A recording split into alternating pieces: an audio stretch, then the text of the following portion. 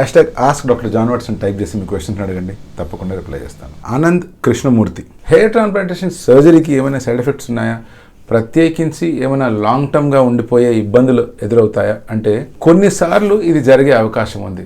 అంటే ఇబ్బంది పడేంత సైడ్ ఎఫెక్ట్స్ ఏవి ఉండవు, లాంగ్ టర్మ్ సైడ్ ఎఫెక్ట్స్ అయితే అసలే ఉండవు. కానీ ఎప్పుడైతే మీరు ఒక ఇన్ఎక్స్పీరియన్స్డ్ సర్జన్ని కానీ లేకపోతే అన్క్వాలిఫైడ్ పీపుల్తో కనుక సర్జరీ చేసుకుంటారో మీకు ఇన్ఫెక్షన్ వచ్చే ఛాన్స్ ఉంది, మీకు ఆ ఏరియాలో స్కారింగ్ ఫామ్ అయ్యే ఛాన్స్ ఉంది, స్కారింగ్కి ఇన్ఫెక్షన్కి రిలేటెడ్ కాంప్లికేషన్స్ వచ్చే ఛాన్స్ ఉంది. ఆ ఏరియాలో జుట్టు మొలకపోగా స్కిన్ అంతా డ్యామేజ్ అయిపోయి నెక్రోసిస్ వచ్చి సివియర్ స్టేజ్కి వెళ్ళే అవకాశాలు కూడా ఉన్నాయి. సో సింపుల్గా చెప్పాలంటే హెయిర్ ట్రాన్స్ప్లాంటేషన్ అనే సర్జరీ చాలా సింపుల్ సర్జరీ, కానీ మెటికులస్గా జాగ్రత్తగా ఓపికతో చేయవలసిన సర్జరీ. ఎవరికైతే ఎక్స్పీరియన్స్ బాగా ఉంటుందో వాళ్ళు మాత్రమే దీన్ని చాలా బాగా చేయగలుగుతారు. నంబర్ ఆఫ్ కేసెస్ చేసే కొద్దీ కాంప్లికేషన్స్ ఏవి రావచ్చు అని ముందే గెస్ చేసి దానికి కావాల్సిన జాగ్రత్తలన్నీ తీసుకునే అవకాశం ఉంటుంది.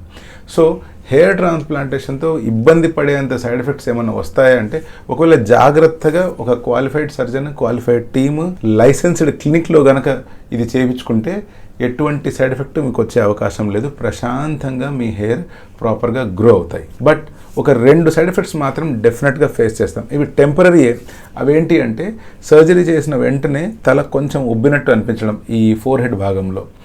రెండోది వచ్చేసి సర్జరీ అయిపోయిన 6వ రోజు 7వ రోజు ప్రాంతంలో ఎప్పుడైతే స్కాల్ప్ వెనకాల భాగం అంతా హీల్ అయిపోతుంటుందో, అంతా మానిపోయిన తర్వాత కూడా స్కాల్ప్ వెనకాల భాగంలో కొంతమందికి కొంచెం పిన్స్ అండ్ నీడిల్ సెన్సేషన్ అంటే టింగ్లింగ్ సెన్సేషన్ వచ్చే అవకాశం ఉంది. అది స్లోగా అది కూడా తగ్గిపోతుంది. బట్ కొంతమందికి అది తగ్గడానికి టైం పట్టే అవకాశం ఉంది. ఈ 2 తప్పిస్తే ప్రాపర్గా సర్జరీ చేసినట్లయితే ఎటువంటి సైడ్ ఎఫెక్ట్స్ రావు.